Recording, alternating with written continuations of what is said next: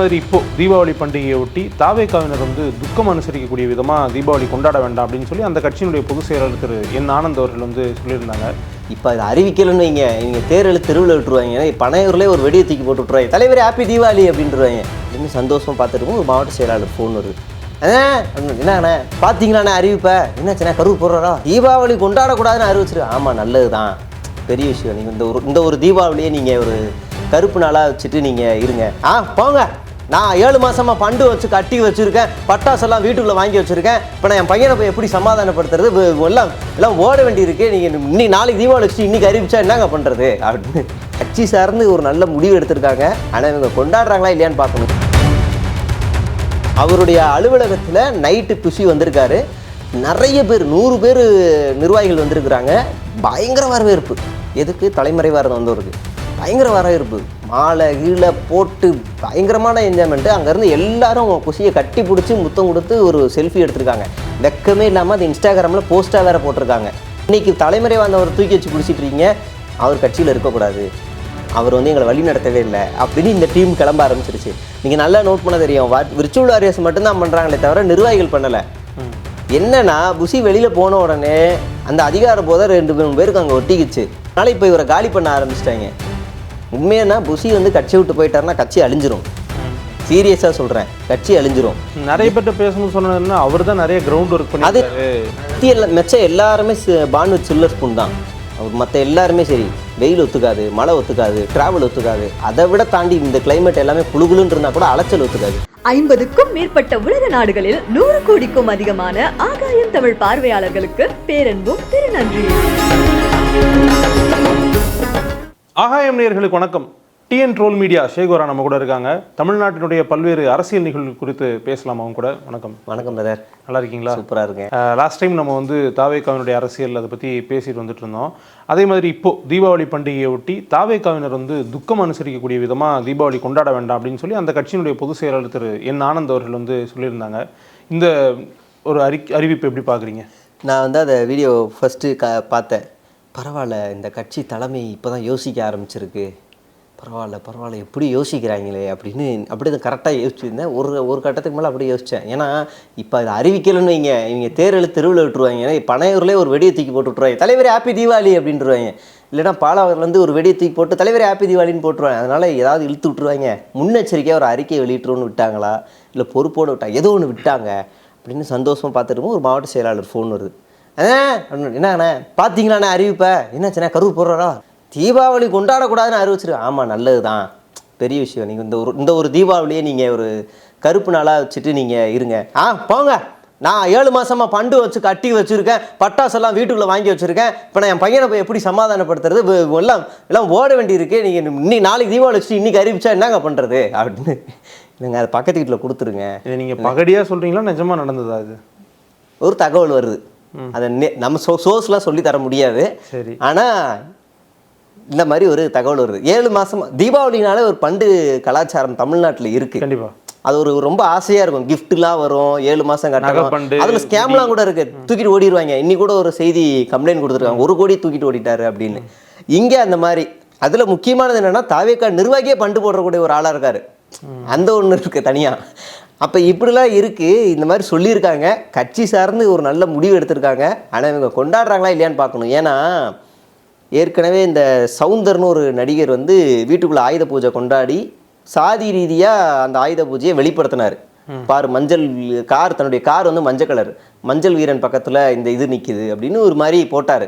இப்போ ஒரு முந்தா நேத்தோ நினைக்கிறேன், பக்கத்தில் இருக்க ஒரு கோவிலுக்கு போய் நான் நல்லா இருக்கணும், என் குடும்பம் நல்லா இருக்கணும், என்ன எல்லோரும் நல்லா இருக்கணும்னு சொல்லி பெரியாருடைய கொள்கையை வச்சிருக்கிற அந்த கட்சியில் இருக்கிற சவுந்தர் அவங்க ஆனால் தெளிவாக சொல்லிட்டாங்களே, நாங்கள் வந்து கடவுள் மறுப்பை தவிர மற்ற பெரியார் கொள்கைகளை ஏற்றுக்கிறோம் தானே சொல்கிறாங்க. கடவுள் மறுப்பை தவிர பெரியார் இதர பெரியார் கொள்கை பெண் சாதிய மறுப்பு நிச்சயமாக எடுத்துப்பாங்க தான். அப்படி அப்போ ஏன் ஒரு துண்டறிக்கை கூட மாநாட்டில் வெளியிடவே இல்லை?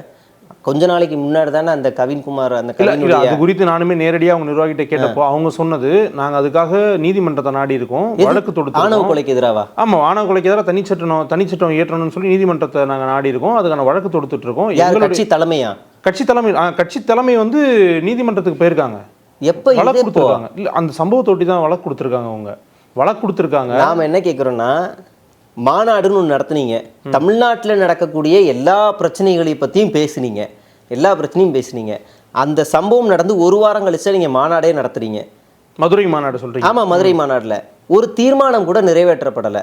அப்படியே அரியலூர்ல ஒரு ஆணவ கொலை நடக்குது. அதுல இருந்து ஒரு 4-5 நாள் கழிச்சா நீங்க சுற்றுப்பயணம் வந்து வரீங்க.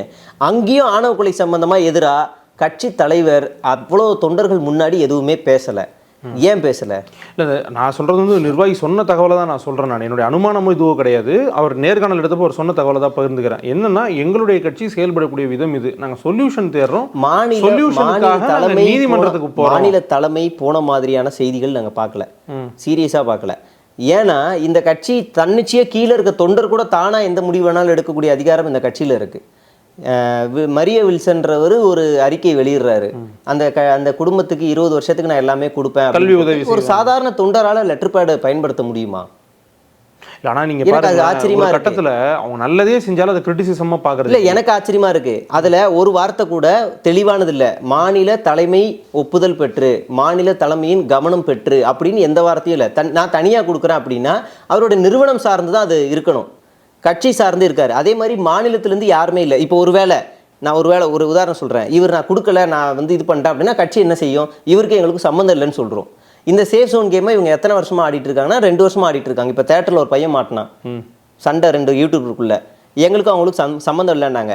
அவர் வெளியில் எடுத்தது தாவேகா நிர்வாகிகள், அதை இன்ஸ்டாகிராமில் போட்டு கொண்டாடுறாங்க. அவர் வெளியில் எடுத்து தாவேகா நிர்வாகிகள். நீங்க அந்த சென்னையில ஆமா, அந்த ரோஸ்ட் பிரதர்ஸ் அந்த 2 பேர் ஒரு தாடி வச்சு ஒருத்தர் தாக்கினார்ல, கட்சிக்கு எனக்கு அவருக்கு சம்மந்தம் இல்லைங்கிற அவரை உங்களுக்கிற மாதிரி பேசினாங்க, செஞ்சாங்க. அது அந்த பிரச்சனைக்குள்ள நான் போகல. இவங்க என்ன ஸ்டாண்ட் எடுத்தாங்கன்னா எனக்கும் அவருக்கும் சம்மந்தம் இல்லைன்ட்டாங்க. அப்படின்னா சம்மந்தம் இல்லை தானே. தாவேகா நிர்வாகிகள் இருக்கக்கூடிய அந்த வழக்கறிஞர்கள் அவரை மொத்தமாக போய் பெயில் எடுக்கிறாங்க, வெளியில் எடுக்கிறாங்க. சம்மந்தம் இல்லாதவங்களை ஏன் இவங்க பெயில் எடுக்கணும்? ரெண்டாவது, நான் தாவேகா மெம்பர், உங்களுக்கு தெரியுமா? தெரியாது. அந்த ஆப் எப்படி இயங்குதுன்னு உள்ளே போய் பார்த்தா என்னை மெம்பர் ஆக்கிட்டாங்க. சத்தியமா அந்த ஆப்பில் அபவுட்லாம் எதுவும் இருக்காது. அந்த ஆப்பில் நான் நீங்கள் வேணால் ஓடிபி போட்டு பாருங்கள், 2 ஆப்ஷன் உள்ளே போயிடும், அவ்வளோதான். அப்புறம் 3 இருக்கும், நீ வாலண்டியராக வரியா என்னவா இருக்கா அப்படின்னு 3 இருக்கும், அவ்வளோதான்.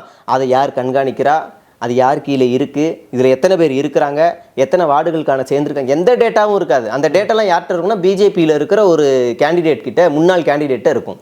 பிஜேபி முன்னாள் கேண்டிடேட். ஆமா, அவருடைய நிறுவனம் தானே இந்த ஆப்பை கிரியேட் பண்ணது. அந்த செய்தி தெரியும். சமஸ்தான்ற நிறுவனம் வந்து அதை இது பண்றாங்க, அதுக்கு பின்னாடி ஒருத்தர் இருக்காரு. ஆனா ஒருத்தர் அந்த கட்சியை சார்ந்து இருக்காருன்றதுக்காக அவங்க டெவலப் பண்ற எல்லா அப்ளிகேஷன் சாஃப்ட்வேர் எல்லாமே வந்து அந்த கட்சிக்காக பண்ணுவாங்க. நம்ம எடுத்துக்க முடியுமா என்ன? வேற அப்ளிகேஷன்ஸ் பத்தி உங்களுக்கு எதுவுமே தெரியாதா என்ன? அப்ளிகேஷன்ஸ் பற்றி எதுவுமே தெரியாதா இல்லை? சாதாரண ஒரு லோன் தரேன், 5000 லோன் தரேன்னு சொல்கிறவன் 5000 லோன் நம்மளும் வாங்குகிறோம். அடுத்த 1 மணி நேரத்தில் நம்மளோட ஃபோனோட ஒட்டுமொத்த டேட்டாவும் அவன்கிட்ட தான் இருக்கு. அவன் எங்கே இருக்கானே தெரியலை. இதுலேயும் அதே தான், அளவு கொடுத்தேன்னு நம்ம இன்ஸ்டால் பண்ணுறோம். நம்மளோட கான்டாக்ட் அவன்கிட்ட போகாதா? நம்மளோட கேலரி அவன்கிட்ட போகாதா? நம்மளுடைய ஃபோன் பற்றின எல்லா ரகசியங்களும் அவன்கிட்ட போகாதா? இப்போ நீங்கள் வந்து தாவேகால மெம்பர்? ஆமாம், மெம்பர். என்ன செய்யறது? நான் மெயினாக ஒரு குற்றச்சாட்டு வைக்கிறேன். எனக்கு வெளியில் வரணும்னு ஆசை, வெளியில் வர ஆப்ஷனே இல்லை அந்த ஆப்பில். இப்போ எனக்கு இந்த கட்சி பிடிக்கல, நான் மெம்பர்லேருந்து ரிஜெக்ட் ஆகிறேன்ற ஆப்ஷனே இல்லை. அப்போ நான் மெம்பர் ஆகிட்டேன். இன்னொன்று தெரியுமா, நான் பிஜேபி மெம்பர் தெரியுமா? மிஸ் கால் கொடுத்தீங்க? ஆமாம், நான் மிஸ் கால் கொடுக்கல, ஒரு கால் வந்துச்சு, அட்டன் பண்ண. வாழ்த்துக்கள், இன்று முதல் நீங்கள் பாரதிய ஜனதா கட்சியினுடைய உறுப்பினராக தேர்வு இல்லைடா அப்படின்னா அவன் கேட்கல. அவன் முடிச்சுட்டு கட் பண்ணிட்டான். அப்போ நான் அப்படி பார்த்தா என்டிகே கூட மெம்பர் தான் நான். எப்படி? NTK member. அன்றைக்கி ஒரு நாள் அண்ணே வாங்கினேன், இந்த மாதிரி நாங்கள் வந்து ரத்த தான முகாம் நடத்துகிறோம், இதெல்லாம் பண்ணுங்க அப்படின்னு வீட்டுக்கிட்ட ஒரு டேபிள் போட்டு உட்காந்து பேசியிருந்தாங்க. அப்படியா, ஓகே அப்படின்னா சரி. நம்பர் மட்டும் கேட்டாங்க, நம்பர் கொடுத்தேன். வாட்ஸ்அப்பில் கார்டு அனுப்பிச்சிட்டாங்க. அது இல்லாமல் குரூப்பில் வேறு சேர்த்து விட்டாங்க. சரி, இந்த குரூப்பில் கொஞ்ச நாள் இருப்போம், என்னென்ன நடக்குதுன்னு ஃபாலோ பண்ணலாம். நானும் அதில் ஃபாலோ பண்ணிட்டு தான் இருக்கேன். இப்போ எனக்கு தெரியாமலே நான் 3 கட்சியில் இருக்கேன். எனக்கு தெரியாமலே 3 கட்சியில் இருக்கேன். அப்போ இந்த மாதிரியான ஒரு சொல்ல ஒரு ஆப் தான் அது. சத்தியமாக சொல்கிறேன், இந்த காணொலியில் சொல்கிறேன், நீங்கள் வேணால் தாவேகாவோட ஆப்பை இன்ஸ்டால் பண்ணி உள்ளே போங்க, அவங்க கேட்குற டீட்டெயில் கொடுங்க. இல்லை எனக்கு வேண்டான்னு வெளியில் வர்றதுக்கான ஆப்ஷன் எனக்கு காட்டுங்க. அந்த ஆப்ஷனே கிடையாது. ஒரு அந்த தலைவா படத்தில் சொல்லுவார்ல, இது ஒரு வழி பாதை, உள்ளே வந்துட்ட முடிஞ்சிரி, அவ்வளோதான். அப்படி தான் இருக்கும். இன்னொன்று ஒரு பொய் சொல்கிறாங்க. ஆதவ அர்ஜுனா வந்து உச்சநீதிமன்றத்தில் தாக்கல் பண்ணார் இல்லையா, அந்த தாக்கல் பண்ணதில் பச்சையாக ஒரு பொய் சொல்கிறார். நான் ஒன்று சொல்கிறேன், அது உண்மையாக இல்லையான்னு நீங்களே சொல்லுங்கள். கரூரில் 27/9/2025 அன்று இரவு 7:31 மணிக்கு உரையை முடித்ததும் போலீஸ் பாதுகாப்புடன் வெளியேறினார். அப்போது நிகழ்ந்து கொண்டிருந்த துயரங்கள் குறித்து எதுவுமே விஜய்க்கு தெரியாது. இது வந்து ஆதவர்ஜுனா அவர்கள் சொன்னாங்க. ஆதவர்ஜுனா அந்த 156 பக்கங்கள் கொண்ட அந்த மனுவை உச்சநீதிமன்றத்தில் கொடுத்துருக்காரு இல்லையா, அதில் இது ஒரு பாயிண்ட்டு. உண்மையை சொல்லுங்கள், விஜய்க்கு அங்கே நடந்த துயரங்கள் தெரியுமா தெரியாதா? இல்லை, அங்கே சில மயக்கம் போட்டு விழுறாங்க, தண்ணி பாட்டில் எடுத்து எல்லா மெயின் ஸ்ட்ரீமும் வந்துச்சு அப்படின்னு சொல்லி எல்லா மெயின் ஸ்ட்ரீமும் வந்துச்சு. கலைஞர் டிவியில் மட்டும் வரல, எல்லா மெயின் ஸ்ட்ரீம்லேயும் வந்துச்சு. அவங்களுக்கு பிடிக்காத சேனலில் மட்டும் வரல, சன் டிவியில் மட்டும் வரல, எல்லா மெயின் ஸ்ட்ரீம்லேயும் வந்துச்சு. புதிய தலைமுறை 17 லைவ் போட்டாங்கல்ல, அதில் கூட வந்துச்சு. அடுத்ததாக ஒரு பாயிண்ட்டு, போலீஸ் தடியடி நடத்தியதால் பாதிக்கப்பட்ட நபர்களுக்கு உதவி செய்ய முடியவில்லை. அதாவது போலீஸ் தடியடி நடத்திட்டாங்களா, அதனால தான் அவங்களை நாங்கள் தூக்கிட்டு போக முடியலன்னு ஒரு பாயிண்ட் வருது. உண்மையா? நீங்கள் அவங்கள தூக்கிட்டு போகும்போது போலீஸ் தடியடி எதாவது பார்த்தீங்களா? அடுத்து இன்னொன்று வருது பாருங்கள். அசம்பாவிதம் குறித்து விஜய்க்கு எதுவுமே தெரியாதென நீதிமன்றத்தில் அவங்க சொல்லியிருக்காங்க. உயிரிழப்புகள் குறித்து விஜய்க்கு முறையாக தகவல் தெரிவிக்கப்பட்டது அப்படின்னு சொல்கிறாரு. ஆனால் அடுத்த லைனில் எத்தனை மணிக்கு தெரிவித்தாங்க மாநில நிர்வாகிகள் இந்த மாதிரி உயிரிழப்புகள் ஏற்பட்டுருச்சு தலைவரேன்னு சொல்லியிருக்காங்க, எத்தனை மணிக்கு தெரிவிச்சிங்க அப்படின்ற அந்த டைமிங்கே இல்லை. நீங்கள் வந்து இவர் இங்கேருந்து கிளம்பிட்டாருன்றதை 7:31ன்னுலாம் போடுறீங்கல்ல, எத்தனை மணிக்கு தெரிவிச்சிங்க? அந்த டைமிங் சொன்னால் மாட்டிப்பார். 8:30, 9:30, 10:30, 10:30க்கு நான் திருச்சி ஓடிட்டு இருந்தேன், அப்போ உனக்கு எப்படி சும்மா திருச்சி ஓடுனேன்னு கேட்டுருவாங்க. 8:30 8:30 தான் ஆயிருக்கு, நீ உள்ளே வந்துடலாமேன்னு கேட்டுருவாங்க. அப்போ லாக் பண்ணிடலாம். அப்போ இந்த ஒரு பார்க்க வேண்டியிருக்கு. அடுத்து, போலீசார் நடத்திய தடியடியால் ஏற்பட்ட பதற்றமான சூழ்நிலை காரணமாக உயிருக்கே ஆபத்து இருந்த போதிலும் மருத்துவ அணியின் தலைவரான பிரபு, உங்களுக்கு தெரியுமா டாக்டர் TK பிரபு, கேள்விப்பட்டிருக்கீங்களா? அவர் தன்னுடைய அடையாளத்தை எல்லாம் மறைத்து கொண்டு அங்கேயே உள்ளூர் மருத்துவமனையில் தங்கி மருத்துவர் என்று குறிப்பிடாமல் உதவி செய்தார் அப்படின்னு இதில் போட்டிருக்காங்க. தன்னுடைய அடையாளத்தை எல்லாம் மறைத்து விட்டு பல் டாக்டர் MBBS ஆகியிருக்கார். அவர் ஒரு பல் டாக்டர். பல் டாக்டர் எப்படி ட்ரீட்மெண்ட் கொடுக்க முடியும்? நீங்கள் டாக்டர் பிரபு மருத்துவ உதவி செய்தார்னா டாக்டர் பிரபு டென்டல் அப்படின்னு போட்டு தானே போடணும். அப்போ இது சரி, நீ டென்டல் போடலாம், அயோக்கியத்தனம் பண்ணிட்ட. ரெண்டாவது வருவோம், எந்த ஆஸ்பத்திரியில் பார்த்து நீங்கள் ட்ரீட்மெண்ட் பண்ணீங்க? குறிப்பிடுறாங்களா அதில்? இல்லையே. நீங்கள் எல்லா டீட்டெயிலாக 156 பக்கத்தில் போடுறீங்க. எந்த ஆஸ்பத்திரியில் சார் இது பண்ணீங்க? யாராவது வீட்டில் பண்ணீங்களா, இல்லை ஏதாவது கடை ஷட்டர் திறந்து அந்த இடத்துலேயே பண்ணீங்களா? எதுவுமே இல்லை. நான் யோகியன இந்த இடத்துல நாங்கள் பண்ணங்க, இந்த ஆஸ்பத்திரி இருக்குங்க, இங்கே CCTV இருக்குங்கன்னு சொல்லணும்ல. இல்லை, இந்த பல் டாக்டருக்கு எப்படி திடீர்னு உடனே நீட் எழுதாமல் எப்படி MBBS ஆனார்? ஒரு அர்த்தராத்திரியில் அதுவும் எப்படி MBBS ஆனார்? அவர் வாக்கி டாக்கிலாம் வச்சுட்டு ரீல்ஸு பண்ணக்கூடிய ஒரு ஆள். அவர் தனி, அவர் உலகம் தனி. அவருடைய மெயின் பேஜை விட ஃபேன்ஸ் பேஜில் ஃபாலோவர்ஸ் அதிகம், அந்த கூத்து தனி. அதை பற்றி தனியாக நிறைய பேசலாம். அப்போ இப்படி பொய்யாவே அஃபிடபிலிட்டியை அவங்க தாக்கல் பண்ணியிருக்கிறாங்க. இதில் 186 பக்கத்தில் இது ஒரு சின்ன குறிப்புகள் மட்டுமே நான் எடுத்து பேசியிருக்கேன். இவங்ககிட்ட நீங்கள் அறம் எதிர்பார்க்குறீங்களா? எதனால் இவ்வளோ கன்ஃபியூஷன் வருது? இல்லை என்ன நிறுவ முயற்சிக்கிறாங்க உங்கள் பார்வையில்? இதுக்கு காரணம் நாங்கள் இல்லை. எங்களை விட்டுருங்க, நாங்கள் இல்லை. எங்களுக்கு வந்து ஒரு அப்பாவின்ற பட்டம் மட்டும் கொடுத்துருங்க. அந்த சாயம் போதும் எனக்கு. இதுக்கு வந்து திமுக கூட காரணம், திமுக தான் காரணம், அவங்க தான் அந்த ஆள் அப்படின்னு ஆன்லைனில் ஒரு பிரச்சாரம். நீதிமன்றத்தில் அப்படியான நடந்ததாக ஒரு பிரச்சாரமே கிடையாது. பத்திரிகையாளர் சந்திப்பில் ஒரு பிரச்சாரம். அந்த இடம் எப்படி, அங்கே மட்டும் எப்படின்னு, அதாவது பத்திரிகையாளர் சந்திப்பில் நீங்கள் ஓப்பனாக சொல்லணும், திமுக தான் காரணம்னு சொல்லணும், இவங்க தான் காரணம்னு சொல்லலை. மாறா சந்தேகமாக இருக்குது, அவங்க யார் இருக்கான்னு உங்களுக்கே தெரியும். புதிய தலைமுறை சேனல் பார்த்து நீங்கள் சன் டிவிங்கிறது அந்த மாதிரியான ஒரு கட்டமைப்பை உருவாக்குறது. நம்ம என்ன கேட்குறோன்னா, நீங்கள் திமுகவை எதிர்க்கிறீங்க, டிவிகேவோட 2 எதிரி யார்? கொள்கை எதிரியா பாஜகவை சொன்னாங்க, அரசியல் எதிரியா திமுகவை சொன்னாங்க. ஏன் கொள்கை எதிரி மேலே உங்களுக்கு சந்தேகமே வரல? இல்லை, அவங்க வந்து என்ன சொல்கிறாங்க அப்படின்னா, அந்த பகுதியில் வந்து ரொம்ப டாமினண்ட்டாக இருக்கக்கூடிய பொலிட்டீஷியன் யாரோ அவங்கள சூஸ் பண்ணி தானே கடைசியாக பாஜக அந்த இடத்துல கொங்கு பெல்ட்டில் கூட்டணியிலேருந்து எவ்வளோ ஓட்டு வாங்குச்சு? இப்போ கடைசியாக தனிச்சு நின்று எவ்வளோ ஓட்டு வாங்குச்சு? இந்திய நாட்டில் பாஜக கலவரம் ஏற்படுத்தாத ஒரு கட்சின்னு யாராவது ஒருத்தர் சொல்ல முடியுமா? இந்த இந்துத்துவவாதிகள் RSS பாஜக கலவரமே ஏற்படுத்தினது இல்லை அப்படின்னு நம்மளால் ஓப்பனாக சொல்ல முடியுமா? நான் நிறைய பட்டியலிடுவேன், ஏன் வைக்கல? அட்லீஸ்ட் ஒரு பேருக்காவது ஒரு சொல்லலாம்ல. எனக்கு தெரிஞ்சு பண்ணியிருப்பாங்க, ஏன்னா முஸ்லீம் கோயிலெல்லாம் அவங்க என்ன மாதிரி அட்டகாசம்லாம் பண்ணியிருக்காங்க, இஸ்லாமியர் கோவில் மேலே ஏறி உடச்சிருக்கானுங்க, அது அமைதியாக நடந்த ஊர்வலத்தில் இதை தூக்கி எறிஞ்சு, அமைதியாக நடந்த ஊர்வலத்தில் மாட்டுத்தலையை போட்டு கலவரத்தை ஏற்படுத்தினவங்க தானே இவங்க. கைது செஞ்சதுக்கு அப்புறமா அவன் ஒரு RSS காரன்னு சொன்னாங்களா இல்லையா? அப்போ ஏன் அவங்களுக்கு அந்த சந்தேகம் வரல? நீங்கள் திமுக மேலே வைங்க, நியாயம்தான். அரசியல் வந்துட்டால் ஏதோ ஒரு பழி போடுவீங்க, வச்சுக்கோங்க, ஏன் இங்கே வைக்கலன்னு கேட்குறோம். அப்போ உங்களுடைய ஸ்ட்ராட்டஜி என்ன? இவங்க தான் காரணம், என்னை சேஃப் ஜோனில் விட்டுருங்க, எங்களை விட்டுருங்க போதும், அதுதான் அவங்க ஆசைப்படுறாங்க. ஓகே, நீங்கள் உங்களுடைய தனிப்பட்ட ட்விட்டர் பக்கத்திலே போட்டிருந்தீங்க ஒரு சமீபமாக ஒரு 2-3 நாட்களாகவே வந்து திரு என் ஆனந்த் அவர்களுக்கு எதிராக திடீர்னு ஒரு சில பேர் வந்து அவரை தாக்கி சிலர் வந்து இல்லை அவர் கட்சிக்கு முக்கியம் அப்படின்ற மாதிரி 2 கருத்து திடீர்னு கட்சிக்குள்ளே வருவதற்கான காரணம் என்ன? நீங்கள் அதில் நிறைய கோட் பண்ணி ரிப்ளை பண்ணி அது மாதிரிலாம் நீங்களும் நிறைய பண்ணியிருந்தீங்க. ஆக்சுவலாக என்ன உள்ள பிரச்சனை ஓடுதுன்னா, புஷி வந்து தலைமறைவு, கட்சியோட நிர்வாகிகளை யாரையுமே அவர் வழி நடத்தவே இல்லை, அப்படியே ஆள் எஸ்கேப்பு. திருச்சி பைபாஸில் இப்போ அர்த்தராத்தில் இறக்கி விட்டவங்க ப்ரீட் கேஸோட. ஆனால் அவருக்கு தெரியும், போலீஸ் எல்லாம் தெரியுங்க, போலீஸ் எல்லாம் சாதாரண ஆளை பிடிக்காமல் இருக்கிறதுக்கு. கொஞ்ச நாள் முன்னாடி வடமாநிலத்துலேருந்து ஒருத்தன் வந்து இந்திரா நகர்லேருந்து ஆரம்பித்து ஒரு 6 செயின் ஸ்நாச்சிங் பண்ணான், பார்த்தீங்கல்ல? அடித்து பிடிச்சிட்டு வித்தின் செகண்டு பட்டுன்னு சிசிடிவி ட்ராக் பண்ணி பட்டுன்னு தூக்கிட்டு போய் பிடிச்சி ஏர்போர்ட்டில் ஏறணும்னு வா தூக்கின்னு உடனே தட்டி தூக்கிட்டு வந்தேன். இவர் அவ்வளோ பெரிய மாஸ்டர் மைண்ட்லாம் இல்லையே, தூக்கிட்டு வந்துருக்கலாம். அந்த சிங்கம் படம் சீன் தான் சார். இப்போ அவர் எங்கே இருக்காரு சார்? பரோட்டா சாப்பிட்டு கை கழுவிட்டு இருக்காரு சார். ஓகே, பார்த்துக்கிட்டே இருக்கு அப்படின்னு அந்த மாதிரி கண்காணிப்பில் வச்சுட்டு இருந்தவங்க தான். ஆனால் இவராக நினச்சிட்டார் நம்ம பெரிய ஆள் திறமையில் இருக்கோன்னு. ஆனால் இவர் யாரையும் வழி நடத்தலைன்ற கோபம் தொண்டர்களுக்கு இருக்குது. வெளியில் வந்த உடனே என்ன ஆயிடுச்சுன்னா, எல்லாரும் புஷியோட காலில் விழுகிறாங்க. மாவட்ட சிறைக்கு போயிட்டு வந்து தலைமறைவாக இருந்த ஒரு காலில் விழுகிறாரு, ஐயா அப்படின்னு காலில் விழுகிறாரு. பின்னாடி பெரியார் சிலை.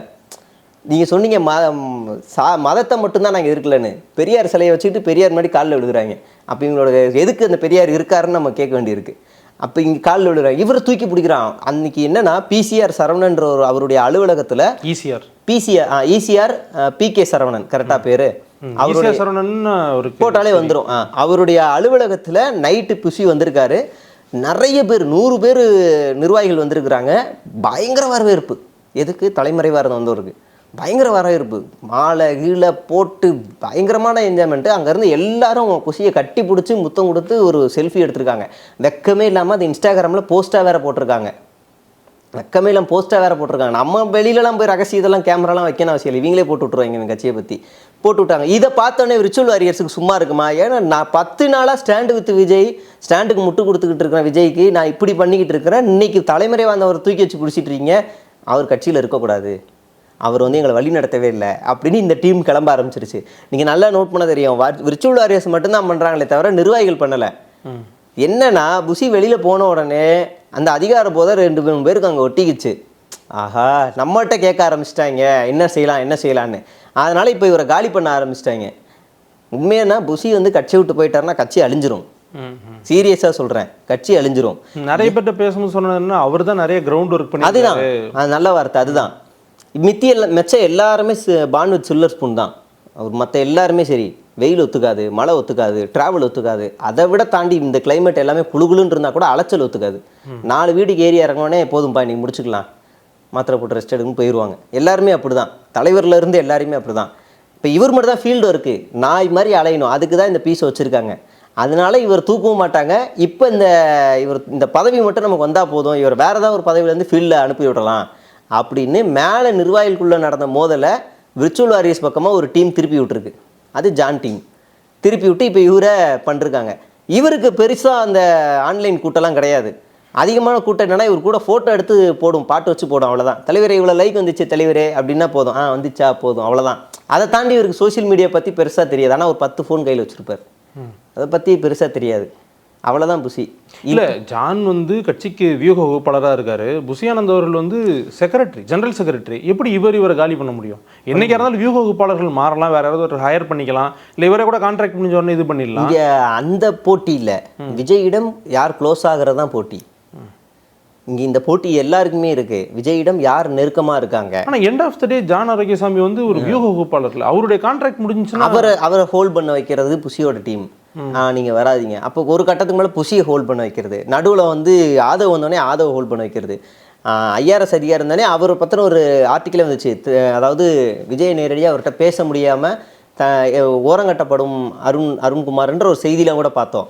என்னன்னா, இங்கே எல்லாருமே ஸ்மார்ட், நான் பெரிய ஆளாச்சு, நான் தானே டேரெக்டாக பேசணும். நீங்கள் நல்லா கவனிச்சிங்கன்னா தெரியும், இந்த பூத் கமிட்டி கூட்டம் நடக்கும்போது நினைக்கிறேன், புஷி வந்து ஒரு அழுத்தமாக ஒரு வார்த்தையை பதிவு பண்ணுவார். என்னன்னா, தலைவர்கிட்ட 1-to-1 நேருக்கு நேர் பேசக்கூடிய ஒரே ஆள் நான் தான். அங்கே யாருமே கேட்கவே இல்லை, இவர் அது சொல்லுவார். ஏன்னா பதிவு பண்ணுறாரு, நான் தான் தலைவருக்கு நேராக 1-to-1 பேசுவேன் அப்படின்னு பதிவு பண்ணுறாரு. புரியுதுங்களா? அப்போ கட்சியில் இருக்க எல்லார்ட்டையும் அந்த நெரேட்டிவ் செட் பண்ண வைக்கிறது. இந்த மாதிரி ஒரு நெரேட்டிவை வேறு யாராவது சொல்ல முடியுமா? சிடிஆராலேயோ இல்லை ஆதவாலேயோ யாராலும் சொல்ல முடியுமா? முடியாது. ஆனால் இவர் அழுத்தமாக 2-3 மீட்டிங்கில் நீங்கள் நல்லா நோட் பண்ணால் அந்த வார்த்தையை சொல்லியிருப்பார். வேற மற்றவங்க யாரும் நேரில் உண்மையிலேயே பேசுறது கிடையாதா? ரொம்ப கஷ்டம், ரொம்ப கஷ்டம். அவ்வளோ சீக்கிரம்லாம் பேசுறதுலாம் கஷ்டம். இப்போ இன்றைக்கி ஒரு தகவல் வருது என்னென்னா, ஒரு ஆப் வந்து ஐடி கம்பெனிலேருந்து இன்னொரு ஆப்பு ஐடி கம்பெனிலேருந்து வாங்க போகிறாங்களாம். அது எதுக்குன்னா, தலைவர் வந்து 2ஆம் கட்ட தலைவர் இல்லாமல் கீழே இருக்க தொண்டர்கள்ட்ட டைரெக்டாக பேசுகிறதுக்காக. இது ஏற்பாடு பண்ணி கொடுக்கறது ஜான். இந்த சம்பவத்தோடைய ஒரு பாடமாக இதை வந்து இவன் பண்ணுவோம், ஏதாவது நம்ம அடுத்த நிர்வாகிகள்கிட்ட பேசுவோம், அதாவது 2ஆம் கட்டத்தில் இல்லாமல் அடுத்து கீழே இருக்க நிர்வாகிகள்கிட்ட பேசுகிறதுக்கு இதை ரெடி பண்ணுறாங்களாம். ஆப் மூலியமாவா? ஆப் மூலியமாவா பேசுவீங்க? உங்களுக்கு இது என்ன மாதிரியானது? இது என்ன ஒரு கார்ப்பரேட் கம்பெனியா? நீங்கள் என்ன யூஎஸில் இருக்கீங்களா? அப்படியே ஜென்ரல் மேனேஜர் டிஎல் எஸ்இஓ இந்த செட்டப் வச்சு தான் நீங்கள் பேசுவீங்களா? அதுவும் மெயிலில் தான் பேசுவீங்களா? அந்த மாதிரி இருக்குல்ல கேட்குற கேள்வி. நிர்வாகி நீங்கள் டக்குன்னு பக்கத்தில் ஒரு டேய் தம்பி இப்பயே சீரியஸாக இல்லை, எந்த கட்சியாக இருந்தாலும் சரி, சீமானாக இருந்தாலும் சரி, இல்லை திருமாவளவன் அவராக இருந்தாலும் சரி, யாராக இருந்தாலும் சரி, டக்குன்னு விழுப்புரத்தில் போய் அந்த மாவட்ட செயலர் ஃபோனை படித்து கொடு அப்படின்னா பக்கத்தில் அடிப்பேன் கொடு. நேரடி தொடர்பு இருக்கும். மாவட்ட செயலாளர் தான் ஒரு கட்சிக்கு பேஸ். ஆமாம், பேஸ். மினிஸ்டரே மாவட்ட செயலாளர் முதல்ல பார்த்துட்டு தான் போகணும். அந்த அளவுக்கு பவர் இருக்கு. இது இருக்கு, மேடையில் அவங்களை ஏற்றணும், பேர் சொல்லணும். ஆமாம். ஆனால் இங்கே என்ன பிரச்சனை தெரியுமா? ஒரே கட்சியில் 4 மாவட்ட செயலாளர் இருக்காங்க. ஒரே மாவட்டத்துக்கு ஒரே கட்சியில் 4 மாவட்ட செயலாளர் வழக்கமாக இருக்கிறது தானே. எந்த கட்சியில் இருக்கும்? கட்சிகளில் வந்து மாவட்ட செயலர், துணை மாவட்ட செயலர் பகுதிகளாக பிரித்து போடுறது, துணை பொறுப்புகள் இருக்கும். ஒரு கட்சியில் மாவட்ட செயலாளர்கள் அப்படின்னா ஒன்று தான் இருக்கும். எனக்கு தெரிஞ்சு டிவிகேலையும் பாஜகவிலையும் மட்டும்தான் இருக்கும். மல்டிபிள், அதாவது மாவட்ட செயலாளர் இன்னொரு மாவட்ட செயலர் இருப்பார், இன்னொரு மாவட்ட செயலர் இருப்பார், இன்னொரு மாவட்ட செயலர் இருப்பார். இது பாஜகவில் தான் இந்த ஸ்ட்ரக்சர் இருக்குது. அதுக்கடுத்து டிவிகேல இருக்குது. வேற கட்சியில் எதுவுமே பெருசாக இருக்காது. நீங்கள் வேணா நோட் பண்ணி எனக்கு வேணா கொடுங்க. இல்லை, நான் பகுதி வாரியாக கேட்குறேன். மேற்கு வடக்கு அப்படி பகுதி வாரியாக பிரிச்சிருப்பாங்க. ஒரு பொறுப்பு தான். சில கட்சிகளில் துணை பொறுப்பு வேணா, ஒரே பொறுப்புல 2-3 பேர் இருப்பாங்க. துணை பொறுப்புகளில் நீங்கள் எத்தனை வேணாலும் போடலாம். ஆனால் அதிகார பொறுப்பில் இருக்கிறவங்க ஒன்று தான் இருக்கும். துணை செயலாளர், துணைத் தலைவர் அப்படின்னு நிறைய இருக்கும். இப்போ அந்த கட்சியில் நீங்களும் துணைத் தலைவராக இருக்கலாம், நானும் துணைத் தலைவராக இருக்கலாம், இன்னொரு 4 பேர் கூட துணைத் தலைவராக இருக்கலாம். அதுக்கு விதி சொல்லும். நான் தலைவர் 2-3 தலைவராக இருந்தால் அது எப்படி? செயலாளரே 2-3 செயலாளராக இருந்தால் எப்படி? அதுலேயும் சில கட்சிகளில் தலைவருக்கு அதிகாரம் இருக்கும், செயலாளருக்கு கம்மியாக இருக்கும். சில கட்சிகளில் செயலாளருக்கு அதிகாரம் அதிகமாக இருக்கும், தலைவருக்கு அதிகமாக கம்மியாக இருக்கும். இது அந்த கட்சியோட கட்டமைப்பு. ஆனால் இங்கே செயலாளரே 4, தலைவரே 4னா யாருக்கு அதிகாரம் இருக்குன்னு ஒன்று வரும்ல. அல்டிமேட்டாக அந்த பவரை வந்து வச்சிருக்கிறது வந்து திரு விஜய் அவர்கள் தானே. விஜய் அந்த செயலாளரை நிறுவனம் செய்ததே புசி. அந்த செயலாளரை நியமனம் செய்ததே புசி, விஜய் அல்ல. தனிவரே சேஃப்டிக்கு ஒரு 4 போட்டு விடுவான். தேனியில் மட்டும் 5 பேர் நம்ம பிள்ளைங்க தான். மொத்தம் வந்து மோதுவான், வண்டியில் மோதுவான். தம்பி எந்த மாவட்டம் நின்று? நான் தான் தேனி மாவட்ட செயலாளர். தம்பி உன் மாவட்ட செயலாளருங்கடா அப்படின்னு கேட்பாரு. நான் தான் தேனி மாவட்ட செயலாளர். நீ தானா? தம்பி தேனி மாவட்ட செயலாளர் இவன் என்னன்னு பாரு. ஆமாம், நீ எத்தனை? நானும் தேனி தான். நீயும் தேனி? அப்போ நீ யாரா? நானும் தேனி தான். அந்த மாதிரி சாம்பிளுக்கு 4-5 போட்டு வச்சிருக்கிறது. இதை நான் சொல்லலை, எஸ்ஏசி சொல்லியிருக்கார் ஒரு இன்டர்வியூவில். தெரியாமல் புசின்ற ஒரு அரசியல்வாதியை இந்த இடத்துல கொண்டு வந்துட்டேன். ஒரே மாவட்டத்தில் 4-5 மாவட்ட செயலாளரை போட்டு வச்சிருக்காரு. ஏன் அப்படி? அது இன்னும் கொஞ்சம் வீக்கால ஆகும். காசு தான். ஏன்னா நான் சொல்லலை, அதுவுமே அந்த கட்சியிலேருந்து பாதிக்கப்பட்டு வெளியில் வந்து பத்திரிகையாளர் சந்திப்பில் ஒருத்தர் சொன்னது. நான் வந்து சின்ன வயசுலேருந்து போஸ்டர் ஒட்டி இது பண்ணியிருக்கேன், பதவி கேட்டால் எனக்கு வந்து காசு கேட்குறாங்க புஷி ஆனந்த் அப்படின்னு. நீங்கள் பார்த்தீங்களா இன்டர்வியூ? குற்றச்சாட்டுகள் நிறைய செய்திகளில் வந்தது. மாவட்ட செயலாளர் அதையுமே வந்து நிறைய பேர் என்ன சொன்னாங்கன்னா, இல்லை இவங்க வந்து மற்ற கட்சிகளுடைய தூண்டுதலின் பேரில் இப்படி பேசுகிறாங்க. யார் இவங்க? சின்ன வயசுலேருந்து விஜய்க்கே போஸ்டர் ஒட்டிட்டு வந்தேன். ஆனால் மற்ற கட்சிகள் அந்த மாதிரியான அரசியல் செய்யறதுக்கு வாய்ப்பு இருக்குல்ல. புதுசாக ஒரு கட்சி வருது, ஒருத்தர் தானே அந்த மாதிரி குற்றச்சாட்டு வைக்கணும். தொடர்ச்சியாக 2-3 பேர் வைக்கிறாங்களே, தொடர்ச்சியாக 2-3 வைக்கிறாங்க. ஒரு லேடி வந்து ரொம்ப ரீல்ஸ் அதிகமாக போட்டே இருப்பாங்க. நடந்து வர வீடியோ, கார்லேருந்து இறங்குற வீடியோ, அந்த இடத்துலேயே 2 கோஷ்டி. அதுலேயும் மாவட்ட செயலாளருக்கு காசு வாங்குறாங்க, 2 அணியாக இருக்கிறாங்க அப்படின்னு அங்கேயும் ஒரு கோஷ்டி. நீங்கள் ஒரு கட்சி தலைவரை எங்கே போய் பார்ப்பீங்க? கட்சி அலுவலகத்தில் பார்க்கலாம், இல்லை அவருடைய வீட்டில் பார்க்கலாம். இங்கே எப்படி நடக்கும்னா, தலைவரே நான் பாதிக்கப்பட்டிருக்கேன், இந்த வீடியோ தலைவர் பார்க்குற வரைக்கும் ஷேர் பண்ணுங்கள் அப்படின்னு நீங்கள் பார்ப்பீங்க. இது உண்மையா இல்லையா? இல்லைன்னு வைங்களேன், 2வது இடத்துல பார்க்கலாம். விஜயோட வீட்டு சிசிடிவிக்கு வெளியில் கேட்டில் ஒரு சிசிடிவி இருக்குல்ல, அங்கே பார்த்து தலைவரே நீங்கள் என்ன பார்த்துட்ருக்கீங்கன்னு நினைக்கிறேன், எனக்கு தெரியும், நான் ரொம்ப பாதிக்கப்பட்டிருக்கேன், இங்கே இருப்பாங்க. இந்த 2 இடத்துல பாதிக்கப்பட்டவங்க இருப்பாங்க. இல்லைனா டிபேட் ஷோவில் போய் பாருங்கள், முக்கியமான சின்ன யூடியூப் சேனல் இல்லை பிரபலம் யூடியூப் சேனலில் நான் பாதிக்கப்பட்டிருக்கேன் 1-to-1 பாதிக்கப்பட்டவங்க பேட்டி கொடுப்பாங்க. ஆமாவா இல்லை, நான் உண்மையை தான் சொல்கிறேன், சீரியஸாகவே சொல்கிறேன். பாதிக்கப்பட்ட யாரையுமே, ஒரு அதிருப்தியில் இருக்க யாரையுமே இந்த கட்சி அனுசரிக்காது. ஃபுல்லாக யங்ஸ்டர்ஸாக இருக்காங்க. சரி வாப்பா, நீ அதிருப்தி இருக்கியா வா, நம்ம கொள்கை முக்கியமான கொள்கை, நம்ம அப்படிலாம் நீ இதுக்கு இந்த சின்ன விஷயத்துக்குலாம் பண்ணாத, நம்மளுடைய இலக்கு எதிரி வேற வா அப்படின்னு கூட்டு போகிறது வேற. ஆனால் இங்கே மாறா நடக்கும். ஓகே, நீங்கள் வந்து மாநிலத்தில் இருக்க நிர்வாகிகளோட பேர் சொல்லுங்கள்.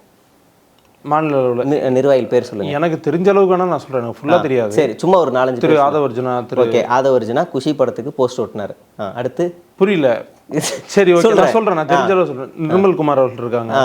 ஷாஜகான் படத்தில் கட் அவுட் அடிச்சாரு. ஓகே, இது எனக்கு தெரியல, இது நீங்கள் நான் சொல்லிடுறேன். அதுக்கப்புறம் ராஜ்மோகன் அவர்கள் இருக்காங்க. ராஜ்மோகன் வந்து சுறா படத்துக்கு டிக்கெட் கொடுத்தாரு எல்லாருக்கும். லயோலா மணி அவர்கள். அவர் வந்து இப்போ லாஸ்ட்டாக பீஸ்ட்டுக்கு புதுசாக வந்தனால பீஸ்ட்டுக்கு போஸ்ட் ஓட்டினார். டிவிகே ரமேஷ் அவர்கள். அவர் வேணா ஏதோ உண்மையிலே சொல்லிக்கலாம், அப்பையிலேருந்தே ஏதோ இருக்கார் போலன்னு நினச்சிக்கலாம். ஏன் நான் இதை சொல்கிறேன்னா, புஷியானந்த் என்ன சொன்னார்னா, மாற்றுக் கட்சியிலேருந்து வரவங்களுக்குலாம் பதவி கிடையாது, தலைவர் ஆரம்பித்த காலத்துலேருந்து சைக்கிள் எடுத்துகிட்டு தெரு தெருவாக போய் போஸ்ட் ஓட்டினவனுக்கு தான் பதவி அப்படின்னாரு. அப்போ இவங்கெல்லாம் ஒட்டியிருக்காங்கன்னு நம்ம எடுத்துக்கலாம். இந்த 4 பேர் நீங்கள் சொன்ன 4 பேரும் அப்போயே இவர் வந்து விஜய்க்கு போஸ்டர் ஒட்டியிருக்காங்க, அதனால தான் பதவி மாநில அளவில் பதவி கொடுத்துருக்காங்க நம்ம எடுத்துக்கலாம். இல்லைனா ஒட்டலை, இல்லைனா பொய் சொல்லியிருக்காருன்னு அர்த்தம். ஏதாவது ஒன்று எடுத்து இல்லை, சிலர் வந்து அதாவது மக்கள் மன்றம் நற்பணி இயக்கத்திலேருந்தே இருக்கிறவங்க, சிலர் ஆல்ரெடி வேற ஒரு சின்ன சின்ன போஸ்ட், மாவட்ட அளவில் மட்டும் போஸ்ட். மாற்று கட்சியில் பலபலன் காரில் வந்தவங்களுக்கு பதவி இல்லை. ஆனால் ஆதவர்ஜுனா எம்ஐடி ஸ்கூட்டர், பழைய ஸ்கூட்டரில் தான் வந்தார், அதனால அவருக்கு மட்டும் மாநில அளவில் போஸ்ட்டு அப்படி வச்சுக்கலாம். இவர் நிர்மல்குமார் வந்து டிவிஎஸ் எக்ஸல், பழைய டிவிஎஸ் எக்ஸல் வந்தார், அதனால அவருக்கும் மாநில அளவில் போஸ்ட்டு. மற்ற எல்லாருமே வேறு மாதிரி வந்தனால மாவட்ட அளவில் நீ இருப்பா, இவங்களாம் ரொம்ப கஷ்டப்படுறோம் அப்படி வச்சுப்போம். இல்லைனா புசி போய் சொல்லியிருக்காருன்னு அர்த்தம். ஓகே, அது உங்களுக்கு அந்த தகவல் கிடைச்சது அப்படின்னா நீங்கள் அதை பகிர்ந்துக்கலாம். இவ்வளோ நேரமாக உங்களுடைய கருத்துக்களையும் உங்களுடைய பார்வைகளையும் சொன்னதுக்கு ரொம்ப நன்றி. ரொம்ப நன்றி.